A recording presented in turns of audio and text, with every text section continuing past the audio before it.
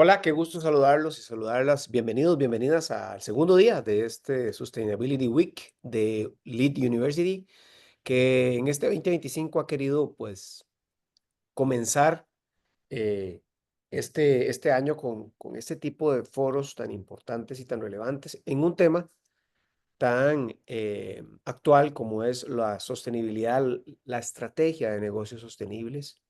Y hoy en este segundo día vamos a hablar de reputación, de confianza, de la necesidad que tienen las organizaciones de hablar un poco más sobre lo bueno que hacen, sobre el impacto positivo que generan en el medio ambiente y en la sociedad. Yo soy Luis Mastroeni, profesor de LEED, y hoy está con nosotros en este segundo día, pues es un lujo tener al fundador de Pisolante, una firma de consultoría y de estrategia para empresas.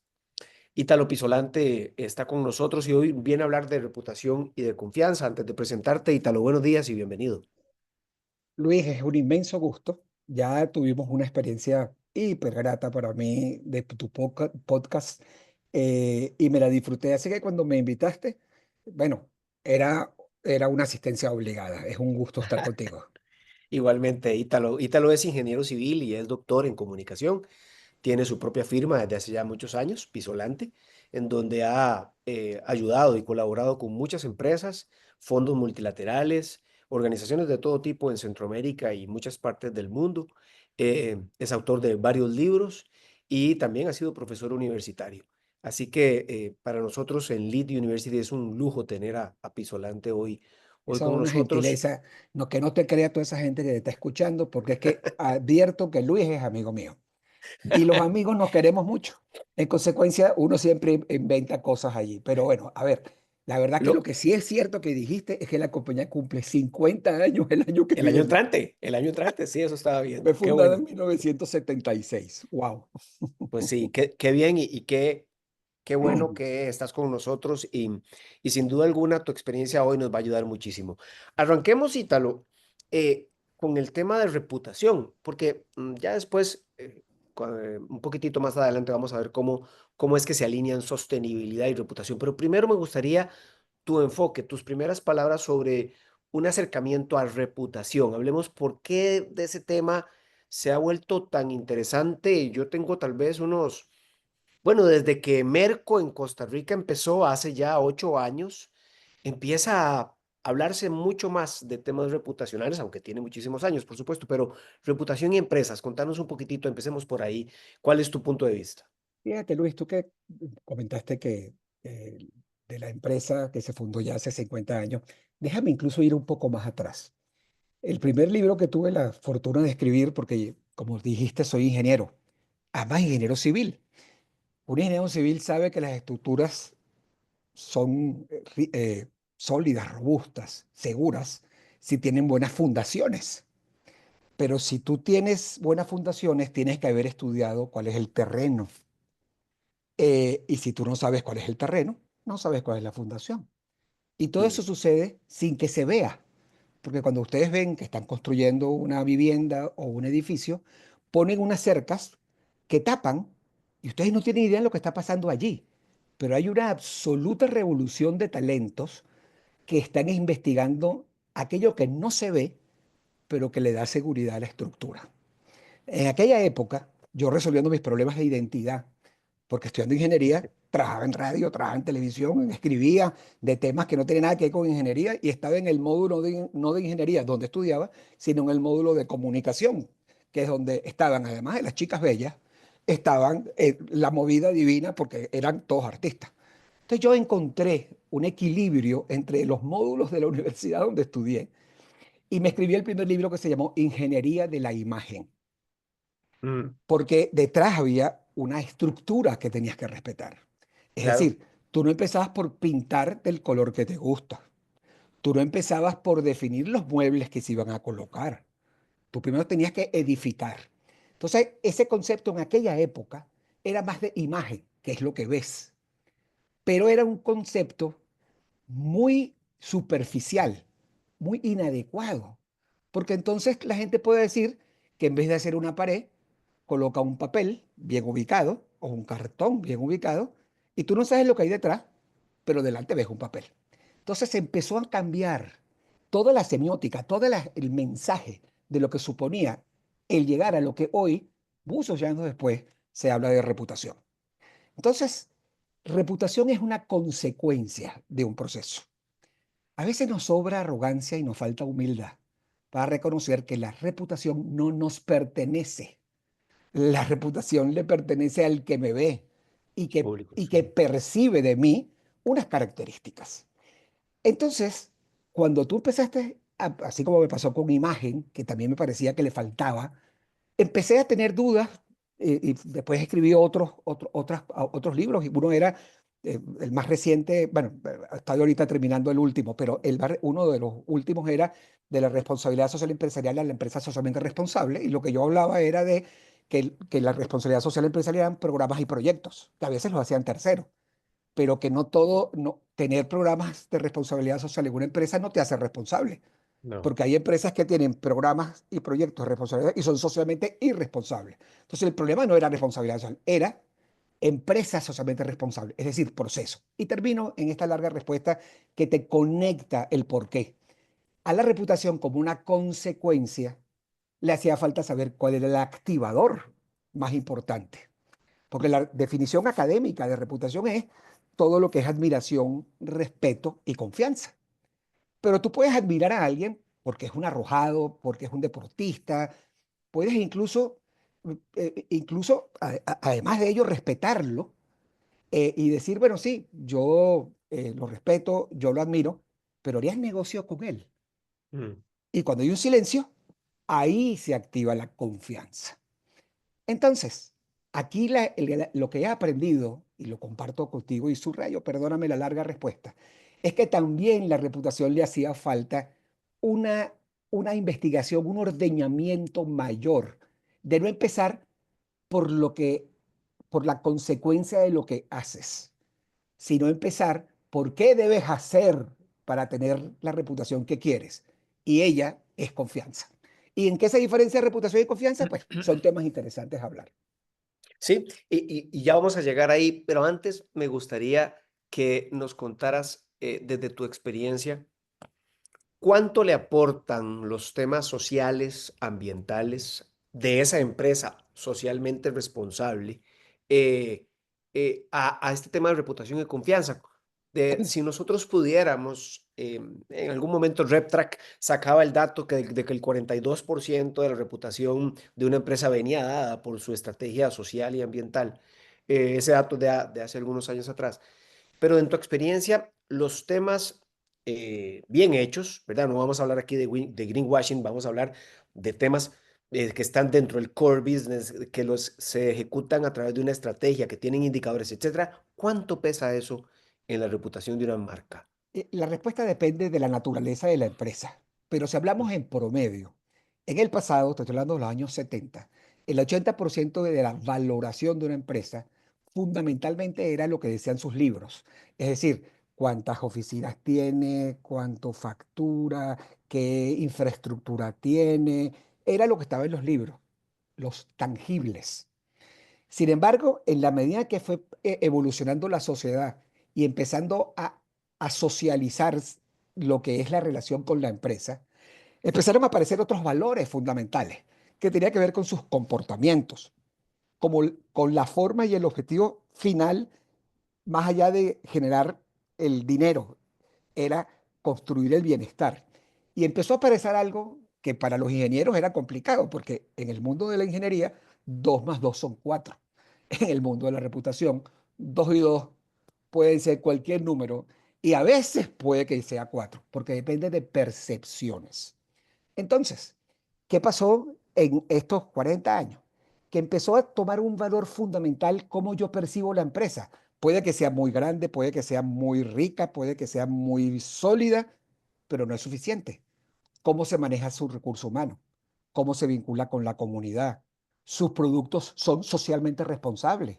El tema ambiental fue creciendo de manera exponencial en inquietud. Los cambios generacionales, la generación millennial, la generación Z, hoy no admite y quiere trabajar en empresas donde sienta bienestar. A veces no solo es el dinero de lo que me pagan el único la única elemento fundamental de la decisión. Tiene que ver con Sí. que el propósito. Entonces, hoy por hoy, los números son al revés. Un 80% de intangibles y un 20% de tangibles. Es más importante lo que se diga de mí que lo que yo pueda decir sobre mí mismo o sobre lo que haga. Por ahí Sí, va la lo que se diga historia. de mí fundamentado en lo que hago y los demás perciben. Es decir, es el hacer, es el actuar lo que se valora. Porque la comunicación potencia lo que hago, pero lo que hago es lo que comunica, Sí, esas fundaciones de las que hablabas al inicio, esa tal cual. capacidad de hacerlo y de que sea reconocido por eso. Recordarles a todos y a todas de que abajo en el Zoom hay un área de preguntas y respuestas, así que con mucho gusto recibimos sus preguntas para más adelante hacérselas a Ítalo.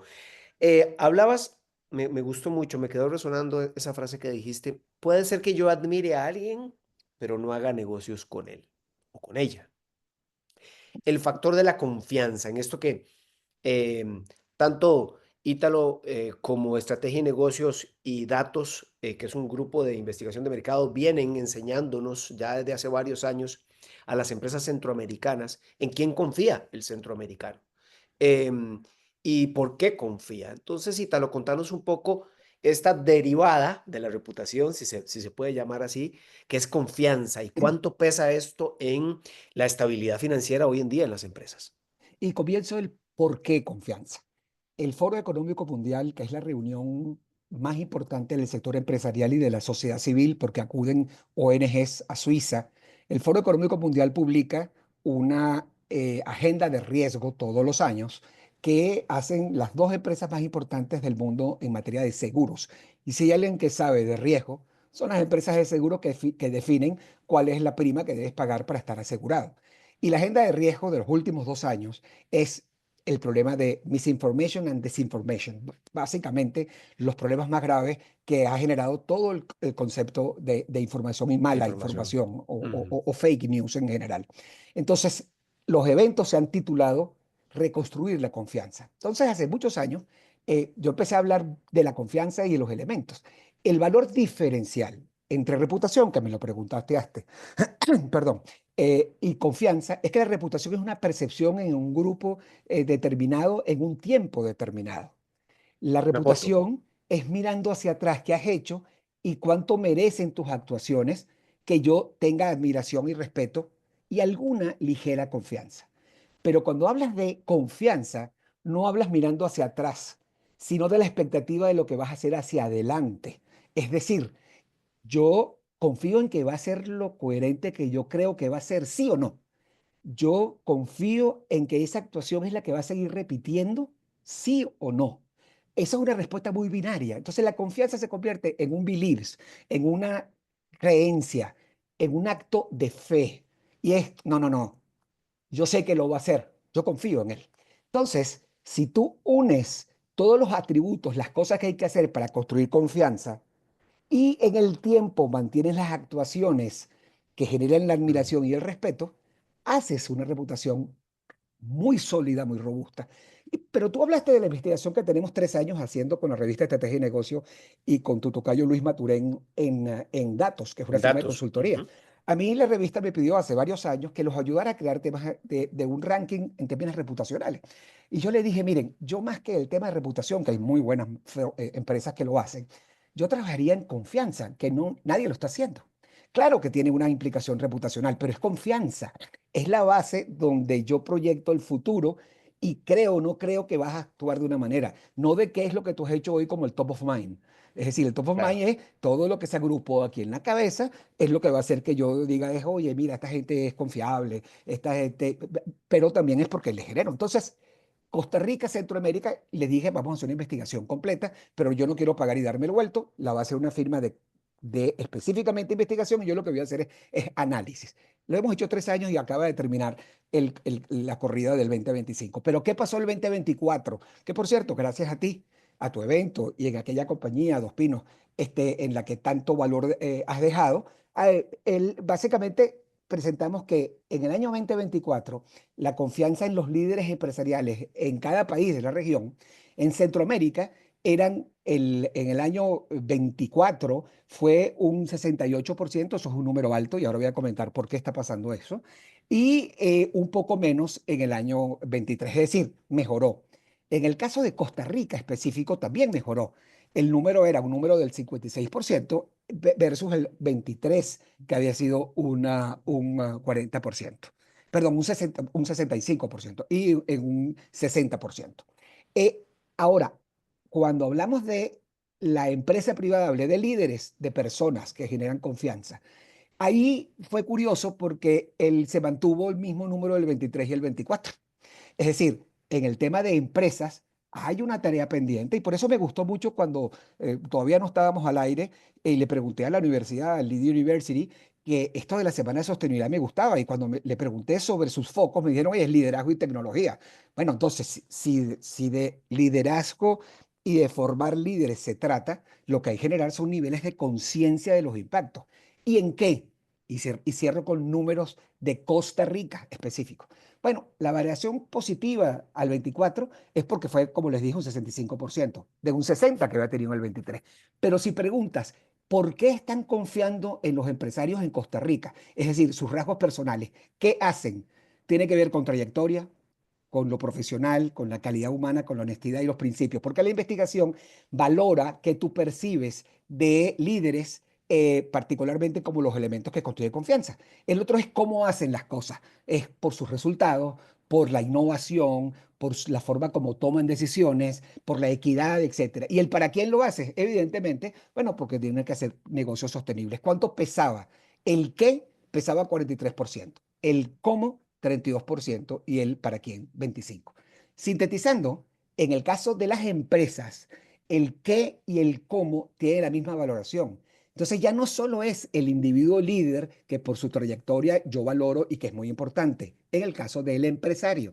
Aquí el tema es que la estabilidad y la experiencia es tan importante como la calidad, el crecimiento, la innovación. Entonces, el qué y el cómo hay que hacer un esfuerzo, además del para quién. Esos son elementos concretos, resultados del 2024, Luis. El cómo. Esa es una gran pregunta hoy en día, porque tiene que ver con no solamente el hecho de hacer dinero.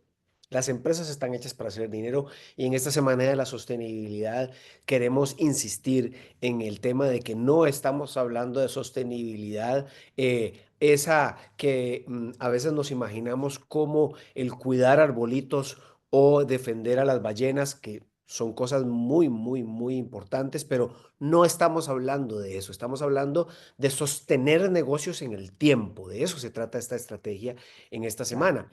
¿Qué absoluto. tanto pesa el cómo hoy en día, Ítalo, desde tu punto de vista?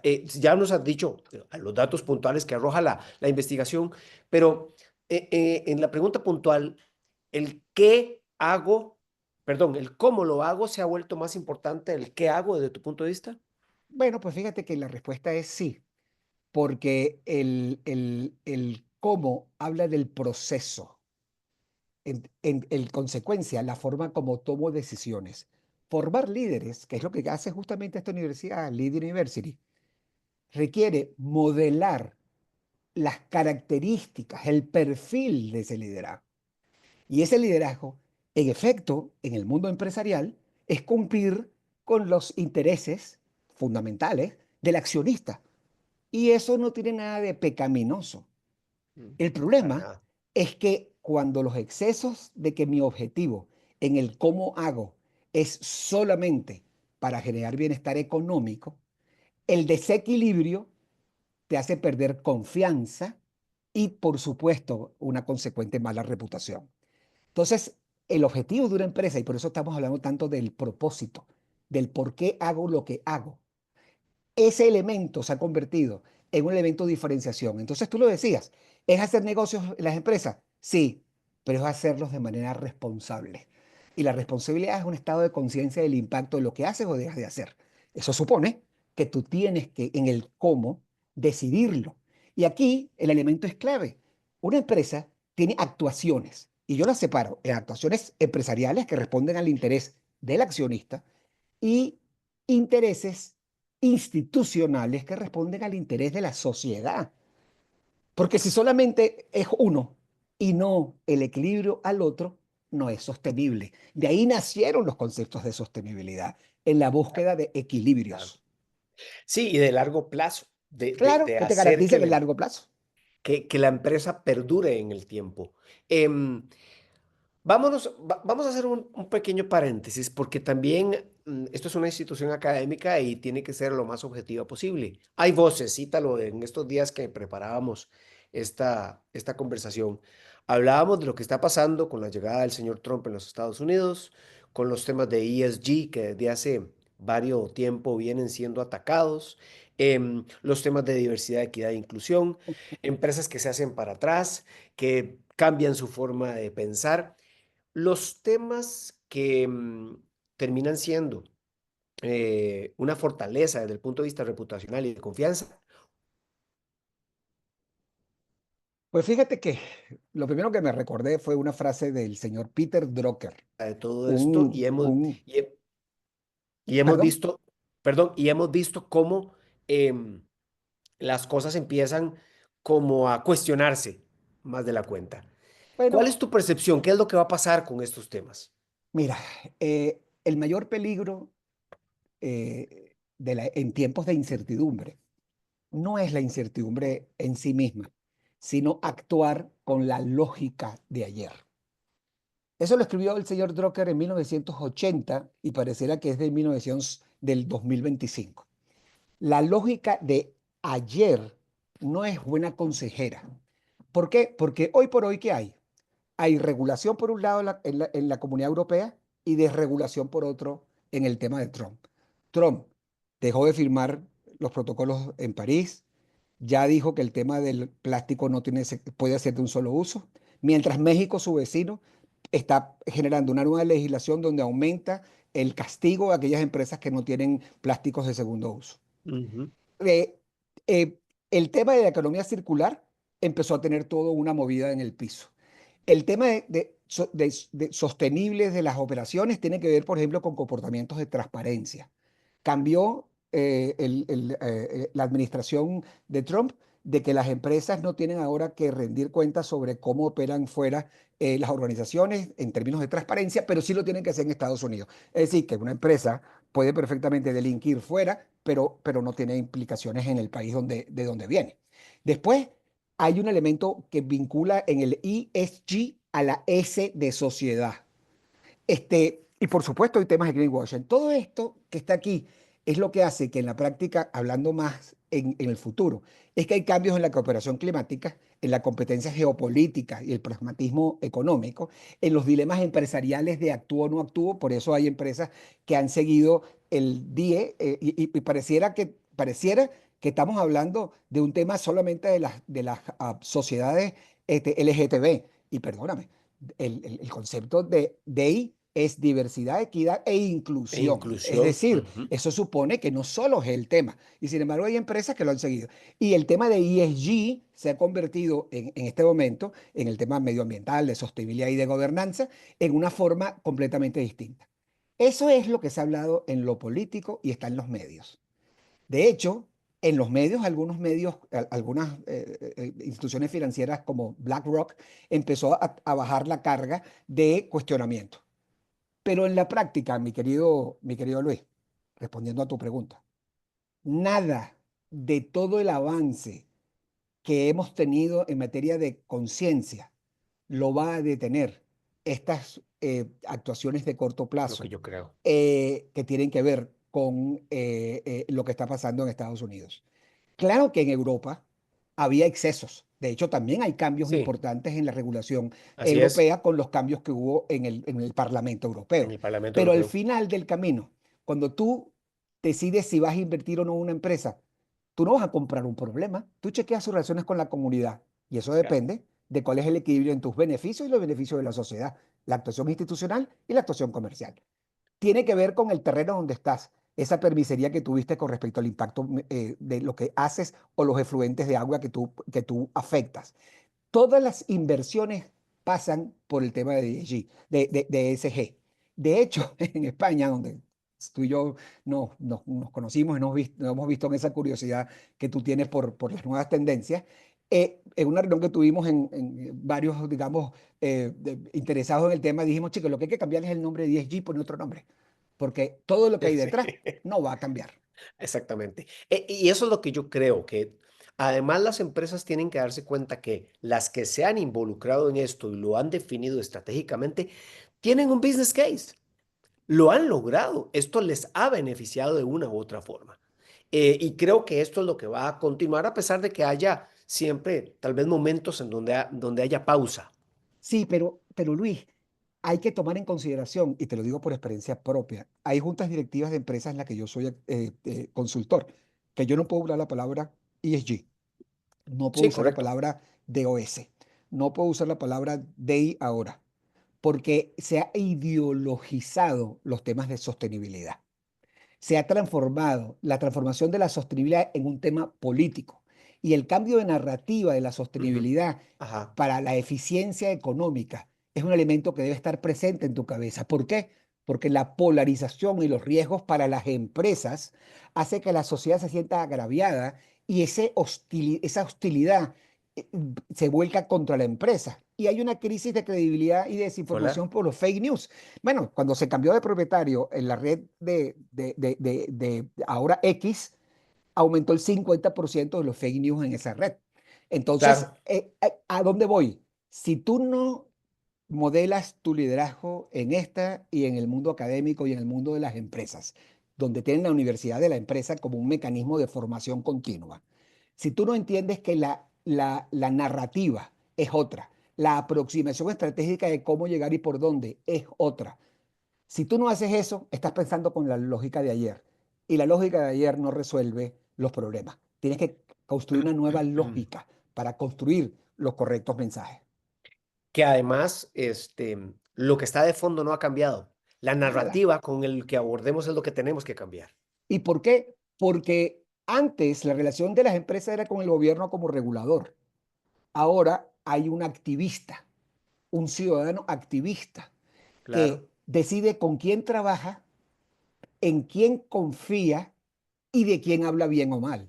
Entonces, el sector político puede definir regulaciones y puede decir lo que sea, pero si el sector político se flexibiliza y baja en sus regulaciones, como está pasando en la experiencia, en este caso, de corto plazo norteamericana, porque va a revertirse, la sociedad sí va a seguir cuestionándolo. ¿Y la empresa a quién se claro, debe?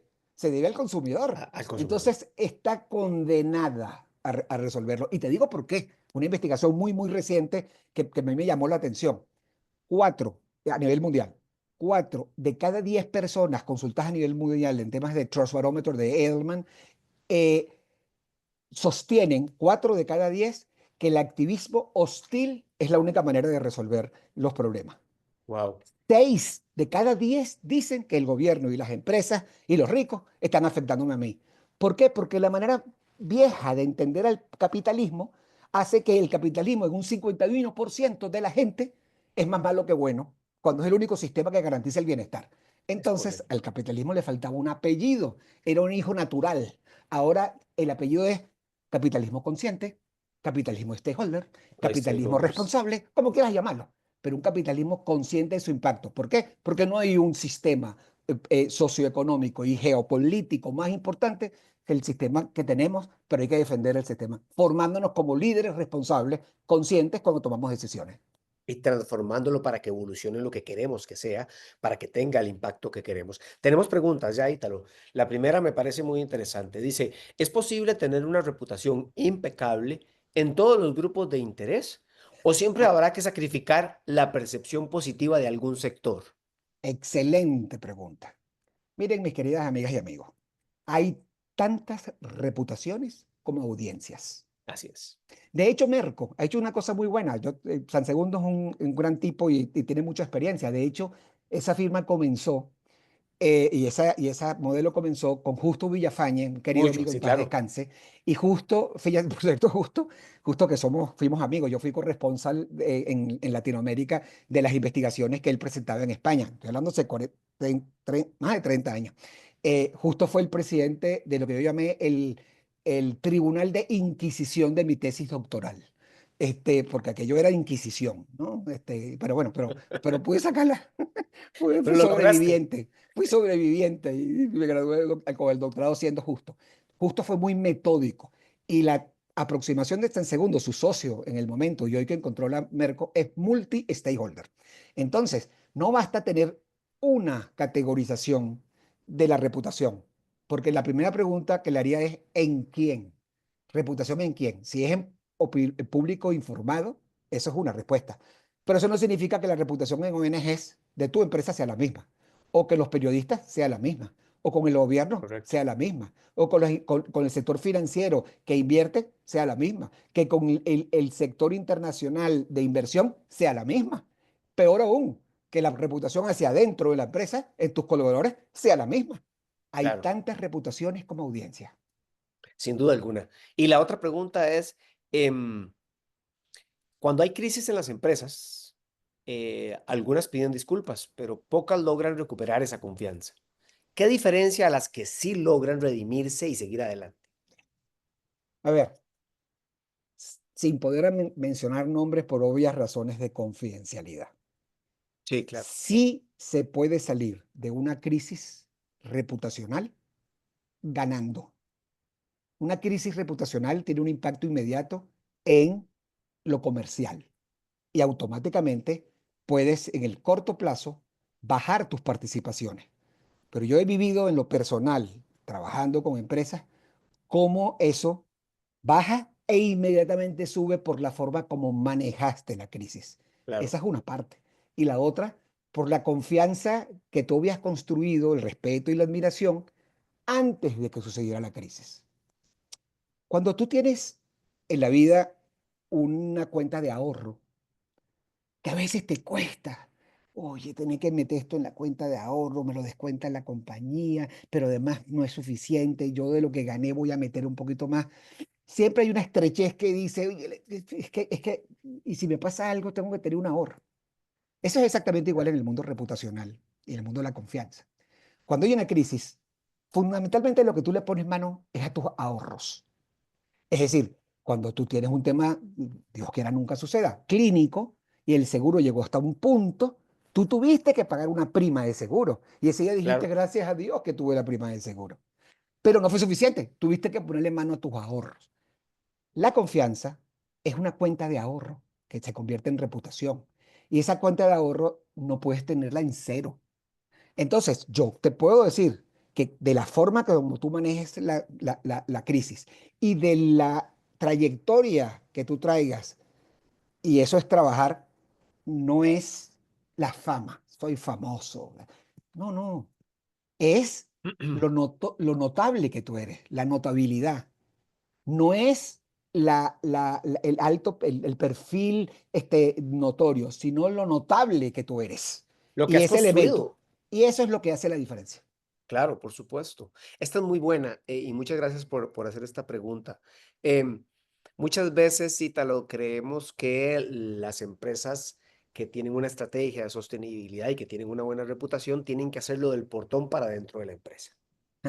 La pregunta que hacen es, ¿por qué una empresa hoy debería estar preocupada por la conducta de sus proveedores o sus socios de negocios? Bueno, porque en los elementos vinculados a la situación crítica que ya describiste en el principio de esta reflexión, allí, si tuviéramos que resumirla con los cambios en la política, el activismo ciudadano, el fake news y todo, yo la primera imagen que viene en mi mente es la imagen de mi amiga Mafalda, que Mafalda viene caminando en el parque donde está sentado Manolito, y Manolito en su estilo le dice a Mafalda, hola Mafalda, ¿cómo van las cosas? Y Mafalda muy seria viene y le dice, las cosas no van, vienen. Entonces, si vienen, la pregunta es cómo tú te vas a formar criterios para blindarte en esa realidad. Entonces, yo creo que el elemento fundamental es, uno, elevar conciencia de qué es lo que viene y cómo te anticipas. Déjame volver a escuchar la pregunta porque olvidé una parte que seguro me voy a recordar cuando me la digas. ¿Que hasta qué punto se deben asumir responsabilidades por los temas reputacionales de socios o proveedores? Ya, el tema es que cuando las cosas vienen, y ahora recordé justo lo que olvidaba antes, pasan los 67 años y uno le pierde la vergüenza. A mí ya no me importa. Yo pregunto otra vez.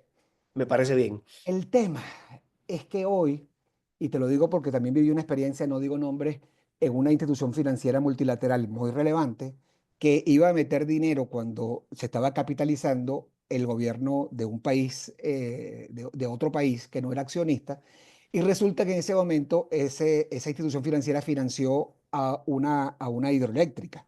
Y en esa hidroeléctrica hubo un problema con las comunidades indígenas, se armó un zaperoco de percepción pública que llegó a los accionistas del banco, que cuando había escuchado que estaban pensando entrar de socios del banco, dijeron, no lo vamos a aprobar. Y el gobierno, por 3 años, retrasó la entrada por eso.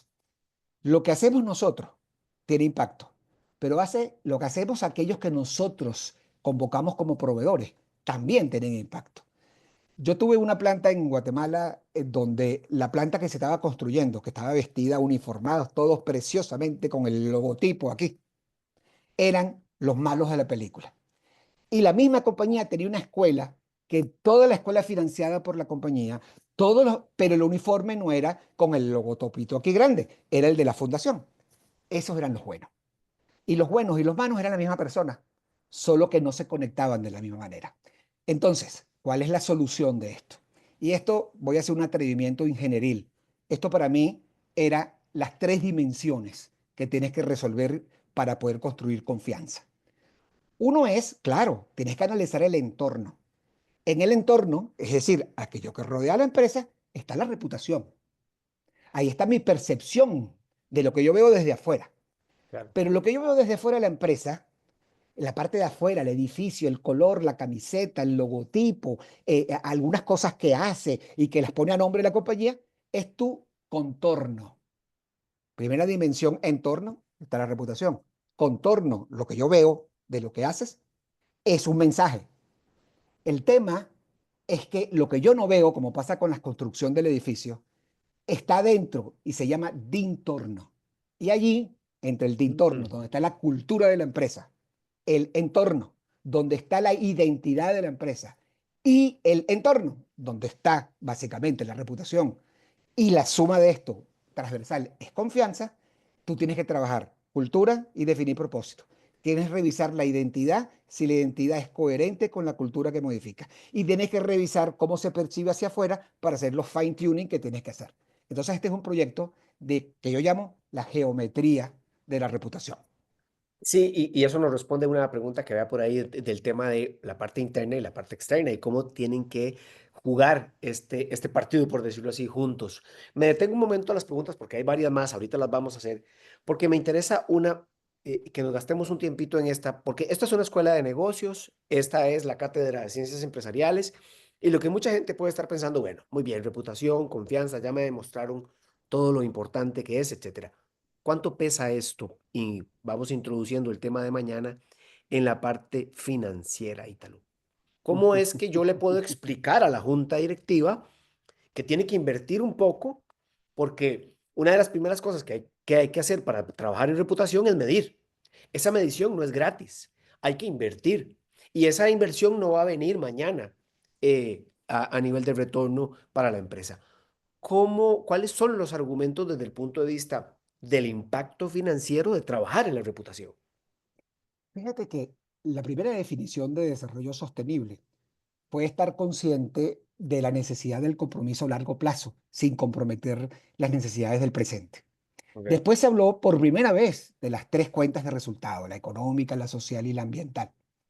Pero en el 2024 surge este concepto del ESG, que ya venía de antes, pero empezó a tomar perfil, que se refiere a las dimensiones ambientales, sociales y de gobernanza. Gobernanza. Y allí es donde el concepto económico se había perdido.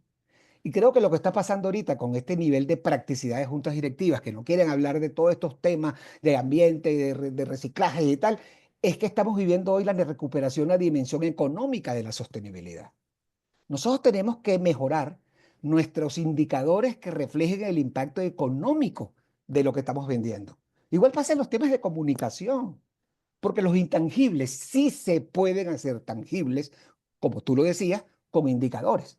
Entonces, en cuanto a las finanzas sostenibles, bueno, claro que, como tú me preguntas, ¿cómo puede afectarla este rumbo de política en general que está pasando en Estados Unidos y con menos fuerza en Europa? Bueno, en Estados Unidos se ha producido, sí, una caída de los fondos catalogados como ESG, del el número más o menos del orden del 50% en el último trimestre. Esto es con respecto al mismo año, el anterior. Mientras en Europa esa caída fue del 7,2%. Es decir, ¿se puede contagiar este tema norteamericano? Bueno, en Europa puede haber un efecto Trump. Mi sensación es que los inversores no van a sacar su dinero de aquellos activos monetarios que tengan relación con la sostenibilidad y que sean rentables por una cuestión de Claro. ideología, ¿no? Porque algún fundamentalista ideológico no crea en eso, yo no voy a sacar lo que tengo en organizaciones donde la sostenibilidad es rentable. Pero lo que tengo que hacer es que ahora los mismos fondos dedicados de renovables tienen rentabilidades que van entre el 10 y el 20%. Entonces, ¿por dónde tengo que comenzar, mi querido Luis? Es explicarle a la gente, no comiences por los pajaritos, no comiences por los temas de sí, el impacto social de la gente que come. No comiences por el tema del reciclaje. Comienza por llevar a números, a lo económico, las actuaciones socialmente responsables que generan rentabilidad. Entonces, esto no solo tiene que ver con narrativa. Te cuento, BlackRock, que es la firma más grande del mundo en inversión, se salió incluso hasta del grupo de cero Asset Management Initiative. Es decir, los grandes bancos, JP Morgan lo hizo, Goldman Sachs lo hizo, Morgan Stanley lo hizo, Citigroup lo hizo, han dejado estos temas, pero no han dejado de mantener los indicadores para tomar inversión, porque ser socialmente responsable, ser sostenible y construir confianza es buen negocio. Y sin duda alguna, todos estos aspectos que mencionaste, de ahí siguen incidiendo, siguen siendo un riesgo si no los tomamos en cuenta a la hora de invertir, a la hora de comprar, pueden afectar la posición mía como inversionista en una Sí, sí. actividad cualquiera que En sea. el corto plazo se puede crear valor para el accionista sin hacer nada de estas cosas que estamos hablando para el cliente. Es decir, el accionista puede pensar es, no, no, mira, esto me cuesta mucho. De hecho, hablar de una construcción verde o una construcción es más cara. Hablar muchas veces de procesos sensoriales son más caras. Lo que pasa es que en el corto plazo eso es más caro, pero en los grupos de interés en el Se largo plazo, salva. hoy por hoy hay una generación, la Z en particular, que es muy aguerrida, que claramente exige por qué haces lo que haces y qué beneficio tú generas, porque lo castigan en consumo o no siendo un talento convocado por empresas que no sean percibidas realmente sostenibles. Yo siempre, en una de las charlas que doy sobre tendencias, hablo sobre la presión que están teniendo las empresas de todo tipo de actores. Y ahora que hablas de la generación Z, me recuerdo que siempre pongo como uno de esas presiones hijos y nietos. Mm, Los hijos y los nietos de las personas que hoy están en las empresas están constantemente cuestionando el cómo se hacen las cosas y el hacia dónde va la compañía. Otra pregunta que vuelvo a las preguntas, muchas gracias a la gente que está preguntando. Temas de diversidad, equidad e inclusión. A veces, y lo pongo con un ejemplo puntual, las empresas hacen comunicación sobre el respeto a la comunidad LGBTIQ, izan una bandera dentro de la organización, pero la pregunta va por ahí, ¿cómo hacer ver que esto no es oportunismo? cómo las empresas realmente se vacunan contra un esfuerzo solamente por quedar bien, eh, cómo lograr que esto sea realmente algo que le aporte a la reputación y que sea parte de una estrategia de derechos humanos. ¿Cómo lo ves vos? En una palabra, garantizar coherencia. Si tú desarrollas un programa de respeto al individuo, a la equidad, a la inclusión, al respeto por las diferencias, esa actuación específica de respetarla es una de las variables, es una de las mediciones que se hacen. Pero si en el tema de, por ejemplo, inclusión en la empresa donde tú haces, no es alineada a lo que tú dices hacer, que es respetar a esa diversidad en el mundo exterior, esa incongruencia básicamente lo que genera es desconfianza e inmediatamente la gente entiende que lo haces por oportunismo. Una cosa es ser oportuno Ujú. y otra cosa es ser oportunista. El oportunismo se castiga porque en la práctica se subestima la inteligencia de los demás y el activismo ciudadano levanta las banderas y dice, no te creo. Y te castiga, a veces sin escándalos por redes sociales, simplemente Claro. porque decide a quién comprar y a quién no comprar. Yo trabajé una vez en una empresa cuyo todos los meses me mandaban una caja con todos los productos de la empresa. Y mi esposa, que vive como yo, de lo que trabajamos, me decía cuando llegaba a la caja, este producto se lo regalas a tu mamá, de la empresa donde yo trabajaba. Porque es que este producto tiene tal componente, este producto tiene no sé qué, esta grasa saturada, no sé qué, no sé qué. En una junta directiva, yo, muy a mi estilo, le dije, oye, tengo un problema familiar, ¿vale? Yo creo que deberían ahorrarse el productico este porque es que mi mujer se lo quiere regalar a mi mamá. Es decir, no lo quiere en la casa. ¿Y por qué? No había conciencia. Y yo le decía, pero ustedes no han analizado esto en el mercado. No, es que la gente lo compra porque es el producto que todo el mundo quiere. Sí, pero estás pensando con la lógica de ayer. El producto lo querían, pero pueden no quererlo. Hay ofertas distintas. Pues te cuento corto. Revisaron los procesos y mi mujer decidió que ahora sí se quedaba el producto en casa. Mi mamá se afectó porque ya no le mandaba el producto a ella. Así es. Esas son la parte que nos asegura una buena reputación en el tiempo, esa consistencia, esa coherencia entre lo que digo y lo que hago, que debe ser cada vez más alineado. Luis, y Y voy a decirte algo antes, perdona que te interrumpa, pero te voy a sí, decir algo que te claro, dije cuando estábamos fuera de cámara. Cuando Luis me decía Luis es un tipo muy simpático. Entonces Luis me decía, oye, mira, traemos la misma camisa. Entonces yo le digo, es coherencia. Entonces se ríe y yo le digo, no, mira, la coherencia no es casual, es aprender a pensar en una misma dirección. Cuando tú modelas claro. liderazgo responsable, cuando tú modelas el líder que hace falta en el mundo de hoy, en particular en el lugar geográfico donde vas a trabajar, la coherencia es la consecuencia de un proceso. Ese proceso no se da por obra y gracia del Espíritu Santo. No es ese. ¿Se recuerdan aquel tema, aquel tipo que compró un ticket en la lotería? Perdón, aquel tipo que estaba queriéndose ganar la lotería y entonces le reclamaba a papá Dios, pero ¿cuándo me vas a dejar ganar la lotería? Mira, ten la lotería. Y papá Dios le dijo, cómprate un ticket. Claro, Cómprate el ticket para entrar. Y el ticket tiene que ver con coherencia. sin duda alguna. Y esto me lleva, ahora que hablaste de liderazgos, a hacerte una pregunta que también es parte de lo que nos está haciendo el público, y que es bien interesante. ¿Cómo construir esta reputación a lo interno? Aquí lo preguntan, ¿es más importante la externa que la interna? ¿Cómo lograr que la gente, que los colaboradores, que los empleados, empleadas puedan comprar esto de que la reputación es algo importante y de que hay que trabajarla? ¿Por dónde arrancar? Yo diría que es un tema de liderazgo, pero te dejo a vos. Son equilibrios, porque para la junta directiva, que lo ve en números, dice, bueno, mi participación de mercado, la aceptación de mi producto, qué piensa el consumidor fundamental.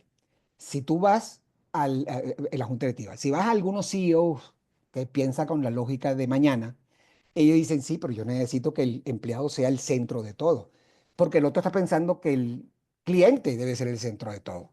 Entonces, este tema, vuelvo a la palabra equilibrio. Tú y yo que formamos parte y conocemos a Corporate Excellence, un think tank europeo líder en materia de gestión de intangibles, búsquenlo en Google, léenlo, Corporate Excellence. Tiene mucho material de acceso libre, excelente. Muy bueno. Plantea este equilibrio en lo que denominó hace ya algún tiempo que es una empresa con futuro. Es decir, una empresa con futuro tiene tres condiciones para poder formar al liderazgo en aquellos focos donde son fundamentales. Liderazgo responsable. Uno es en la gestión, el otro en los procesos permanentes de transformación y el otro es en el compromiso y colaboración entre otros, hacia adentro, hacia afuera. Son tres focos. Si yo hago un doble clic en cada foco, en el foco de gestión, por ejemplo, el papel de los empleados es más relevante que nunca. Es decir, si tú Sin no duda. comienzas, porque el fake news muchas veces nace del desconocimiento que los colaboradores tienen de la empresa. Nosotros tenemos herramientas, tú y yo las hemos hablado, las hemos hecho con el grupo Datos, de identificar influencers internos en la organización, pero no como un espionaje, no como algo de James Bond, no, no, no. Simplemente preguntar en quién confía y cuáles son los valores con los que confía. Entonces, estudiar, conocer cuál es tu mundo interior es tan importante como para un hombre de mercadeo, cómo piensa el cliente, cómo piensa el mercado. Pero el segundo elemento en gestión es que la comunicación interna es la pieza estratégica, porque lo que no se comunica no existe. No O existe. si no se comunica en nuestras culturas latinas, si tú no me dices quién eres, yo invento quién tú creo que eres. O hay otros malucos que cuentan lo que tú no eres. Si tú no generas la referencia de qué eres, nunca va a haber alguien que tenga dudas y nadie te va a dar ese beneficio para poder cambiar percepciones. Y la otra parte de gestión clave es que crece la importancia de la comunicación, obviamente también con el interno. Y para terminarte en el modelo de empresa de futuro de Corporate Excellence, el otro tema es transformación, que eso es la innovación como palanca, el impulso de los valores corporativos, el tema Claro. de no hacer un eslogan, sino hacer el propósito, El porque hago lo que propósito. hago. Y por supuesto, las nuevas formas de trabajar, porque las generaciones nuevas Z ya se acostumbró a un modelo distinto que no es, que es muy digital. Y lo otro y último es los compromisos de colaboración. Eso tiene que ver con los colaboradores, las colaboradoras con públicas y privadas, manejar los riesgos y el diálogo con grupos de interés. Es decir, en síntesis a tu pregunta, una empresa de futuro que está comandada por un líder absolutamente responsable, consciente de lo que hace, la formación tiene que estar en la gestión, en la transformación y en los compromisos y colaboraciones con otros. Para que sea realmente creíble, para que pueda salir La adelante. única manera de mantener confianza que se transforme en reputación. Sin duda alguna. Vamos a ir concluyendo porque ya se nos está acabando esta hora, quedan muchas preguntas, pero básicamente, Ítalo, me gustaría comentar una que nos hacen muy puntualmente y muchas gracias por hacerla, porque nos dicen, la sostenibilidad que ustedes plantean es solo a favor de la rentabilidad y beneficio de las empresas. Todo lo contrario, lo que estamos diciendo es que la sostenibilidad tiene que verse no solamente desde el punto de vista social y ambiental, como a veces la entendemos, sino que también debe explicarse desde el punto de vista de la rentabilidad y la solidez financiera para que tenga sentido, sobre todo cuando nos enfrentamos a públicos como juntas directivas, accionistas, dueños. En el día a día de la organización hay que darle una explicación desde todos los ejes al tema de la sostenibilidad y por eso hablamos de rentabilidad, por supuesto, porque es parte de. Y Absoluto. para ir cerrando, Pero déjame hacer un sí, rapidito un tumo. claro, Déjame darle un doble clic a lo que acabas de decir. dale, Cuando hablamos de la ESG, de lo ambiental, estamos hablando de el respeto con el tema del cambio climático, la polución y los residuos, de la manera como urbanizamos, de la escasez de recursos, entre ellos agua. Cuando hablamos de lo social, lo fundamental es debida diligencia, derechos humanos, condiciones laborales, salud y seguridad, igualdad de oportunidades, protección, en fin. Eh, y la G habla de cómo los ejecutivos toman decisiones. ¿Cuál es la exactamente. interdependencia del consejo directivo? Si yo no hablo el lenguaje del que aprueba una acción, no voy a lograr los apoyos que necesito para generar el impacto positivo. Y por supuesto, Luis, tal como dices, todo este tema es para generar no bienestar económico, es para generar bienestar social. Y que haya largo plazo. Absoluto, es Te- la única manera. Recordarles a todos y a todas que mañana continuamos con esta semana. Vamos a tener el tema de finanzas sostenibles con una experta, Cecilia Mora de RS Sostenible, y vamos a estar ahí a partir de las 10 de la mañana para que puedan inscribirse en este foro. Concluir, Ítalo, y así respondemos también algunas de las preguntas. ¿Cómo volvemos la reputación, la confianza, un tema de fidelización de clientes, de colaboradores? Porque, y tal vez puedas referirte rápidamente a este tema, algo que le está pasando a Tesla y que preguntan, ¿verdad? Gente devolviendo vehículos, gente en contra por lo que está haciendo esta persona, su presidente en el gobierno de los Estados Unidos. ¿Cómo aterrizamos y concluimos esta hora tan interesante?